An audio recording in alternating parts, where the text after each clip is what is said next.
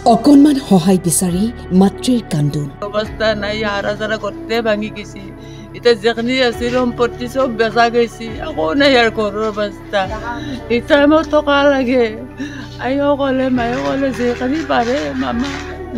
মুখ্যমন্ত্ৰী বা অসমৰ মুখ্যমন্ত্ৰী যি পাৰে তাকে সহায় কৰক নমস্কাৰ কৰিছোঁ দিশহাৰা হৈ পৰিছে পৰিয়ালটো বেয়া তাকে চব পাৰতি ভাবি আছো আৰু কিনকে চলটোক বাচাবা বাৰু টকা পইচা নাই কিনকে বাৰু খুচি বাগি অলপমান দিব থৈছো চব বেচা গৈছে পুত্ৰক বচাবলৈ প্ৰয়োজন হৈছে বহু টকাৰ মই কিনকে পাৰে আপোনালোকৰ ল'ৰাটোক বাচাবা লাগে মোৰ বাক্সাৰ সুন্দৰীপাৰাৰ যুৱক ধনজিত দাস দুমাহ পূৰ্বে কাম বিচাৰি চেন্নাইলৈ গৈছিল ঘৰখনৰ অৱস্থা একেবাৰে তথৈবচ এটি কোম্পানীৰ অধীনত সিকিউৰিটি গাৰ্ড হিচাপে কাম কৰিবলৈ লৈছিল কিন্তু দুৰ্ভাগ্যজনক যে নিশা কৰ্মস্থলীৰ পৰা উভতি অহা পথত এখন অচিনাক্ত বাহনে খুন্দিয়াই থৈ যায় ধনজিত দাসক গুৰুতৰভাৱে আহত হৈ এতিয়া মৃত্যুৰে যুঁজি আছে যুৱকজনে চেন্নাইৰ এখন চৰকাৰী হাস্পতালত ছটপটাই আছে পুত্ৰ ধনজিত দাস ধনজিতক বচাবলৈ মাতৃয়ে অসমৰ ৰাইজৰ পৰা বিচাৰিছে অকণমান সহায় সিকিউৰিটি কাম কৰি আছিল ডিউটিত যাই থাকোঁতে এটা মানুহে বাইক চলাই যাওঁতে খুন্দা পাত দিছে চিটকি পৰি গৈছে একেবাৰে অৱস্থা নাই হাৰা চাৰা গোটে ভাঙি গৈছে এতিয়া যেখিনি আছিল সম্পত্তি চব বেচা গৈছে আকৌ নাই ইয়াৰ ঘৰৰ অৱস্থা এতিয়া মোক টকা লাগে আইও ক'লে মায়ে ক'লে যেখিনি পাৰে মামা মুখ্যমন্ত্ৰী বা অসমৰ মুখ্যমন্ত্ৰী যি পাৰে তাকে সহায় কৰক নমস্কাৰ কৰিছোঁ বেয়া তাকে চব পাৰতি ভাবি আছো আৰু কিনকে চলটোক বাচাবা বাৰু আমাৰ চলিয়ে দুটা এটা থাকে চেন্নাইত এটা ঘৰত আছে তো আজি কালিকে দি দিছোঁ টকা পইচা নাই কিনকে বাৰু খুচি বাগি অলপমান দিব থৈছোঁ চব বেচা গৈছে আকৌ নাই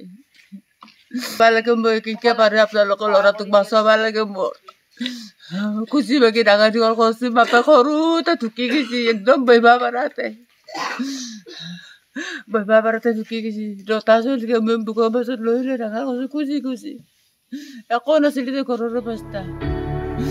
ঘৰখনৰ একমাত্ৰ উপাৰ্জনকাৰী যুৱকজনৰ এনে অৱস্থাত এতিয়া পৰিয়ালটো দিশহাৰা হৈ পৰিছে তেওঁ দুমাহ আগত চেন্নাইলৈ কাম কৰিব গৈছিল এতিয়া তেওঁ ডিউটিৰ আহি থাকাতে ৰাতি বেলেগৰ বাইকে এক্সিডেণ্ট কৰি ক্ৰিটিকেল অৱস্থাত মেডিকেলত ভৰ্তি হৈছে